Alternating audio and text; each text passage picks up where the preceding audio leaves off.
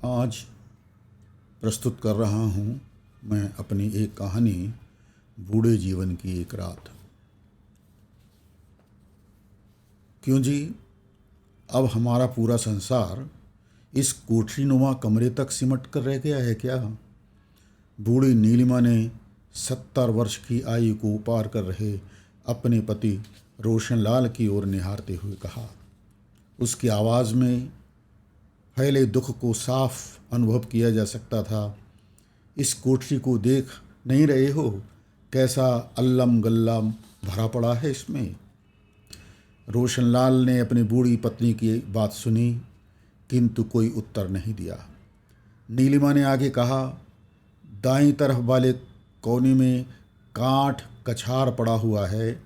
पुरानी फटी रजाइयाँ, फटे कपड़े, बेकार हो गए जूते। बाईं तरफ स्कूटर के पुराने टायर, इस्तेमाल में न आने वाले टीन और प्लास्टिक के डिब्बे, फ्यूज हो चुके बल्ब, टूटी हुई बोतलें। अब तुम चुप भी रहोगी कि बोले ही चली जाओगी? रोशनलाल ने पत्नी को चुप करते हुए कहा। उनके लहजे में कड़वाहट थी। दर्द भरे स्वर में बोले, जो समय की सच्चाई को नहीं समझता वो ऐसे ही दुखी रहता है जैसे कि तुम हो। वाक्य पूरा करते करते रोशनलाल को ज़ोर से खांसी उठी। वो छाती पकड़कर कई बार ज़ोर ज़ोर से खांसे। नीलिमा ने देखा कि खांसते खांसते रोशनलाल की आंखों में पानी भर आया है, जिसे वे कमीज की आस्तीन से साफ करने लगे हैं। अपनी इस दुर्दशा के बारे में रोने पर आदमी और कर ही कह सकता है जी। नीलिमा ने रोशनलाल से कहा। मैं रो नहीं रहा हूँ नीलिमा, तुम आँखों से बह निकलने वाले हर प्रकार के पानी को आंसू ही क्यों समझते हो? कई बार यूँ भी बिना कारण के आँखें पानी से भर जाती हैं। इन आंसुओं का कोई अर्थ नहीं होता नीलू। बिल्कुल ऐसे ही ना, जैसे सामने पड़े स्कूटर के फटे टायर का कोई अर्थ नहीं है, जैसे जगह जगह से उधड़ गई इस जैकेट का कोई अर्थ नहीं है, जैसे बस चुपो भी। रोशनलाल ने डांटने के अंदाज में पत्नी को आगे कुछ कहने से रोकना चाहा, किंतु उन्हें फिर जोर की खांसी उठी। रोशनलाल ने दोनों हाथों से छाती थामकर खांसी के दौरे को शांत करने का प्रयास किया। खांसी थमी तो सहानुभूति से भरे स्वर में नीलिमा ने कहा, लो, ये विक्स की 2 गोलियां हैं मेरे पास, इन्हें मुंह में डालो, थोड़ी देर के लिए चैन मिल जाएगा इनसे। नहीं नीलू, इनसे चैन नहीं मिलेगा मुझे, रोशनलाल ने पत्नी को उत्तर दिया। ये बचपन की खांसी नहीं, बुढ़ापे की खांसी है, दम के साथ जाती है। नीलू खाट पर उठकर बैठ गई। मुझे काठ कबाड़ के बीच पड़ा रहना बहुत अखरता है जी। अखरने वाली कोई बात नहीं है नीलू, रोशनलाल ने पत्नी को समझाते हुए कहा। हर समय की अपनी एक सच्चाई होती है। सामने फटे हुए टायर की उस समय भी एक सच्चाई थी, जब ये स्कूटर के पहिए में लगा सड़कों पर तेज़ी से दौड़ रहा था। अब समय बदल गया और बदले समय की सच्चाई है कि ये बेकार हो गई चीज़ों के बीच पड़ा है और कोई भी इसकी ओर देखने वाला नहीं है। किसी दिन कबाड़ी आएगा और ठीक इसी तरह इसे उठाकर यहाँ से ले जाएगा जैसे बूढ़े व्यक्तियों को मौत। वाक्य पूरा होने से पहले ही रोशनलाल को फिर खांसी का दौरा पड़ा। खांस कर शांत हुए तो पत्नी कड़वाहट भरे स्वर में बोली, फटे टायर और बूढ़े आदमी के बीच कोई अंतर नहीं होता है क्या? मैं ये नहीं कह रहा हूँ नीलू कि इन दोनों में कोई अंतर नहीं होता, होता होगा। मैं तो समय के साथ साथ बदलने वाली सच्चाई की ओर संकेत कर रहा हूँ। समय के साथ साथ सच्चाइयाँ भी बदल जाती हैं। रात के 9 बज गए थे। पास के बेडरूम से टीवी पर चल रहे गाने की मधुर आवाज़ आ रही थी। गुड़िया बच्चों की एक अंग्रेजी कविता ज़ोर ज़ोर से पढ़ रही थी। डाइनिंग टेबल पर प्लेटें खनक रही थी। स्पष्ट था कि घर में डिनर की तैयारी चल रही है। मुझे तो तेज़ भूख लगी है जी, नीलिमा ने पति की ओर देखते हुए कहा। 25 वाट के बल्ब की रोशनी में ये दोनों प्राणी मटमैली परछाइयों की तरह दिखाई दे रहे थे। इस धुंधली रोशनी में मैं तुम्हें ठीक से देख भी नहीं पा रहा हूँ जी, उधर देखो कैसी दूधिया रोशनी छाई हुई है घर में। वहाँ देखने को बहुत कुछ है नीलू, लेकिन यहाँ देखने के लिए क्या है? रोशनलाल ने गंभीर स्वर में पत्नी की बात का उत्तर दिया। चेहरों और चीज़ों को देखने का भी एक समय होता है। अब इन रोशनी खो रही आँखों के लिए देखने को रह गया है। तेज रोशनी में ये तुम मुझे देख सकती तो तुम्हें क्या मैं वैसा ही लगता जैसा कभी था, सुंदर, देखने के लायक? देखने और स्वयं को दिखाए जाने का भी एक समय होता है नीलू। पर तुम तो अभी अभी कह रही थी कि तुम्हें भूख लगी है। हाँ, भूख लगी है, नीलिमा ने सहज स्वर में उत्तर दिया। लेकिन मुझे लगता है नीलू, बुढ़ापे में भूख इतनी नहीं लगती जितना भूख का एहसास सताता है। डाइनिंग टेबल पर चम्मच खनकने की आवाज़ तुम्हारे कानों में आई तो तुम्हें भूख का एहसास जाग गया। ना आती तो शायद अभी तुम भोजन की बात नहीं सोच सकती थी। मेरी समझ में तो तुम्हारी कोई बात कभी आई ही नहीं। पता नहीं कैसी कैसी बातें करते हो जी जीवन भर। मैं तो बहुत सीधी बात कह रहा हूँ नीलिमा। भीतर की तेज रोशनी देखकर तुम्हें कमरे के धुंधले प्रकाश का विचार आया था और प्लेटों की खनखनाहट से तुम्हारे भीतर रोटी की भूख जाग उठी थी। मुझे लगता है तुम समय की सच्चाई को समझ नहीं रही हो। नीलू ने पति की बात का कोई उत्तर नहीं दिया। रोशनलाल थोड़ी देर कुछ सोचते रहे, फिर बोले, मुझे लगता है नीलू, स्त्रियां चाहत के मामले में बहुत महत्वाकांक्षी होती हैं। उनकी इच्छा होती है कि उनकी चाहत बनी रहनी चाहिए। पहले माता पिता चाहें, फिर पति चाहे, फिर बेटे बेटियां चाहें, फिर बहुएं चाहें, फिर पौत्र पौत्रियां। चाहत के बिना जैसे भूख ही नहीं मिटती हो उनकी। पर चाहने और चाहे जाने का भी एक समय होता है। वो समय गुजर गया। सामने पड़े पुराने टायर को देख रही हो ना? क्या टाइम हो रहा है अब? नीलिमा ने विषय बदलते हुए रोशनलाल से पूछा। रोशनलाल ने सरहाने रखी रिस्ट वॉच को आंखों के निकट लाकर देखा। बोले, 9:45 बजे हैं अभी। तुम्हें बहुत ज़्यादा भूख लग रही है क्या? नहीं, बहुत ज़्यादा नहीं, नीलिमा ने उत्तर देते हुए कहा। और अगर लग भी रही हो तो किया ही किया जा सकता है। खाना तो तुम्हें हमें तभी मिलेगा जब घर के सब लोग खा लेंगे, है ना?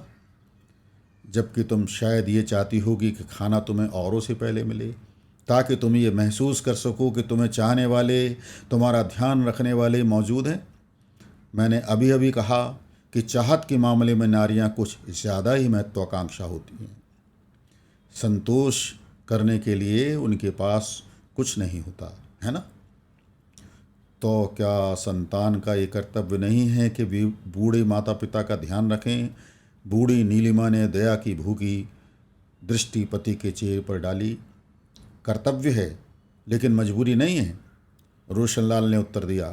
वस्तुएं जब अनुपयोगी हो जाती हैं तो उनकी देखभाल करना ज़रूरी नहीं रह जाता। पर आदमी वस्तुओं की श्रेणी में तो नहीं आते हैं ना? नीलिमा ने रुखाई से उत्तर दिया।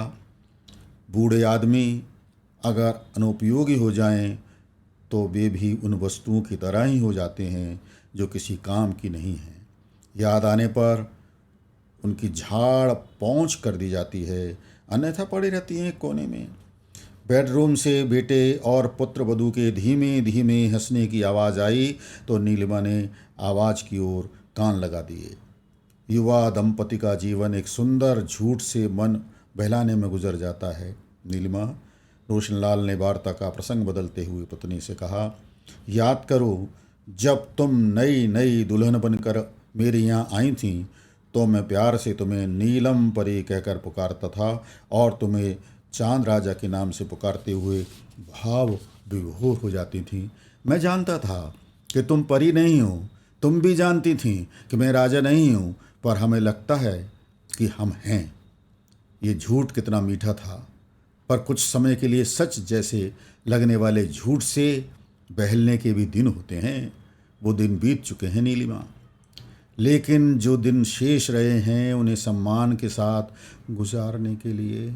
नीलिमा अभी अपना वाक्य पूरा नहीं कर पाई थी कि रोशनलाल को फिर जोर की खांसी उठी। वो खांसने के लिए खाट की पट्टी पकड़कर बैठ गया।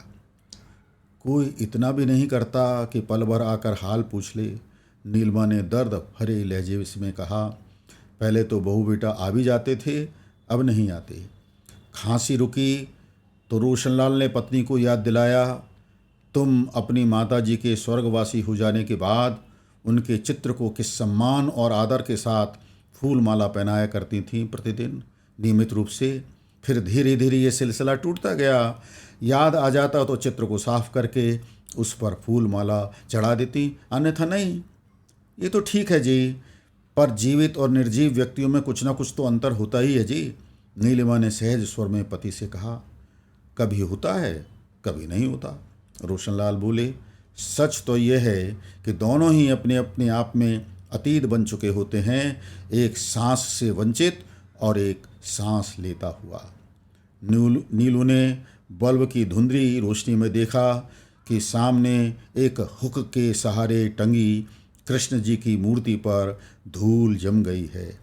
हुक पर टंगी गेंदे की फूल माला काफ़ी पुरानी होकर सूख गई है, जैसे कई दिन से कोई नहीं आया इस तरफ। सब अपनी अपनी मौज में मस्त हैं, इसीलिए तो बुढ़ापे को बुरा आपा कहते आए हैं पुराने लोग। नीलिमा ने इस प्रकार कहा जैसे वो अपने आप ही से वार्तालाप कर रही हो। अपने पौत्र गुड्डू द्वारा अंग्रेजी कविता की अंतिम लाइन ईटिंग शुगर नो पापा के बोल जब रोशनलाल के कानों में पड़े तो उसे लगा कि बहू सुशीला भोजन से निपटकर गुड्डू को पढ़ाने बैठ गई है। अचानक उसने महसूस किया जैसे उसकी भूख तेजी पकड़ती जा रही है। उसने पत्नी को आवाज़ दी, नीलू, लगता है आज हमें खाना पहुंचाना भूल गए हैं ये लोग। ज़रा आवाज़ देकर याद तो दिलाओ, 11:15 बज रहे हैं अब। हाँ, मुझे भी बहुत तेज़ भूख लग रही है अब, पर बहू तो गुड्डू को पढ़ाने में व्यस्त है। होने दो, रोशनलाल ने कहा, जब तक जीते हैं पेट की आग तो बुझानी ही होगी। चिता की आग तो स्वयं बुझ जाती है, पर पेट की आग।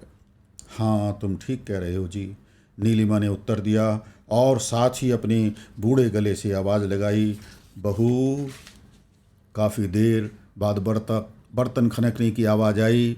फिर पाँव की चाप पर बूढ़ी नीलिमा ने गर्दन घुमाकर देखा। बहू खाने का थाल हाथ में लिए आ रही है। इससे पहले कि नीलिमा कुछ पूछती, बहू स्वयं ही बोली, क्षमा करना माँ जी, खाने को बहुत देर हो गई आज। बेटा सुदर्शन सो गया क्या? रोशन ने मजबूरी की हंसी हंसते हुए बहू से कहा, हाँ बाबूजी, बहुत थक गए थे आज।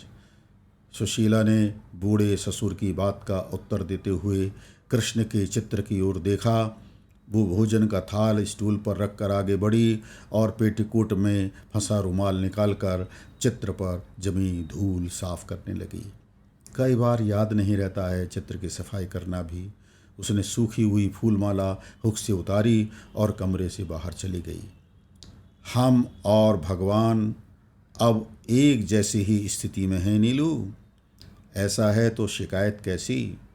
नीलू ने भगवान कृष्ण के चित्र के सामने मस्तक नवाया और दोनों बूढ़े पति पत्नी भोजन करने लगे। तो ये थी आज की कहानी, बूढ़े जीवन की एक रात। प्रस्तुतकर्ता डॉक्टर गिरिराज शरण अग्रवाल।